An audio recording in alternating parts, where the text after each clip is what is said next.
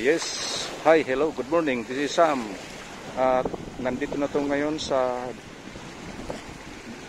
aming Birion Bandirahan Beach sa location Karay-Karay, Nabal, Biliran. At sa episode na ito ay ang ipinapakita ko sa inyo ay yung kagandahan ng aming lugar. Tingnan mo, nakikita niyo yung mga bato dahil malinaw na malinaw at medyo maalon na ngayon. At doon sa kabila naman ay nandoon yung biscuits. Yan, biscuits. Yan sa yung mga biscuits ng Fisher Fox. At hindi tayo makapunta ron ay dahil ay malalim. Yan.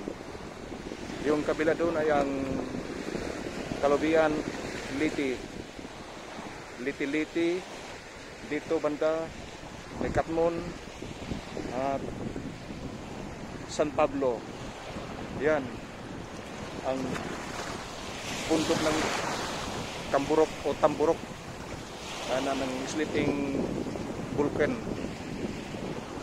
At nandito naman sa kabila naman ang bundok ng Sayaw. Yan doon ay ang bundok ng Mount Panamaw. At dito sa mga beach nito ay makikita mo yung sa gilid ay ang mga aroma. Maganda tong aroma, pang proteksyon sa kalikasan. Aromahan dito at saka yung makikita mo yung mga bulaklak ng lambayong. Ayan. Medyo walang tao ngayon dahil ay panahon ng pandemic, hindi katulad ng dati na medyo maraming tao. Ngayon, hindi lang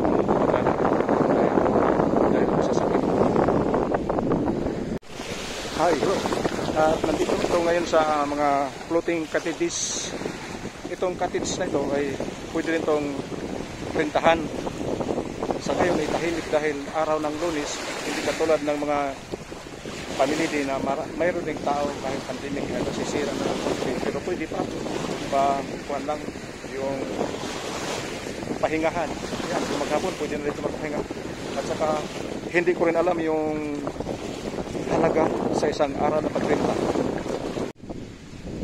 At ito rin mayroon gumagawa ng rest house pero hindi pa tapos. Yan ang mga ginagamit ay kawayan, nipa. Yan, tapos pwede rin itong hindi, iwan ko lang kung upahan ba ito o mga sariling gamit lang na may-ari. So hanggang dito na lang, lilipat din sa kabila. Ang rest house na to ay pwede rin itong upahan.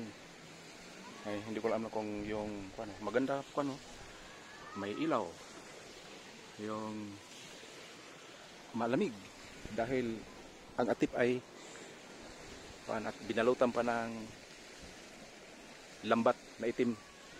Proteksyon na yan, mga alaga ng may-ari. Si Bantay, tulog si Bantay.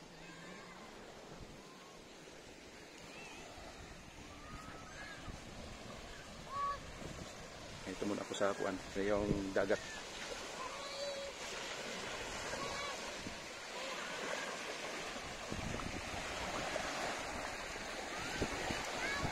Ayun, kitang-kita malinis pa rin, mayroon lang kunting basura at daan yung Nabal. Yun ang Nabal town.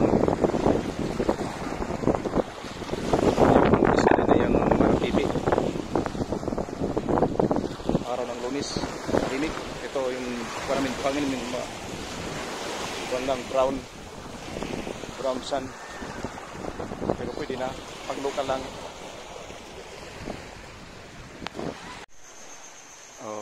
Sa tabi ng dagat mayroon silang chapel na tinatawag Santo Niño de Mananagat. At ito rin ang kanilang tuwing linggo, dito rin sila nagsisimba. Pare din na nagmimisa. Ayun, yung mangrove mayroon pang nag-iingay na kuan, Sikadis. Haringgangis kung sa Bisaya pa. Yan. Yung tubig dito pumapasok na. Maganda rito pag dito ka maliligo,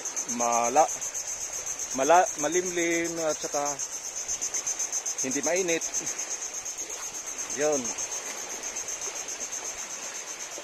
Ayan, oh. Hanggang doon sa labasan.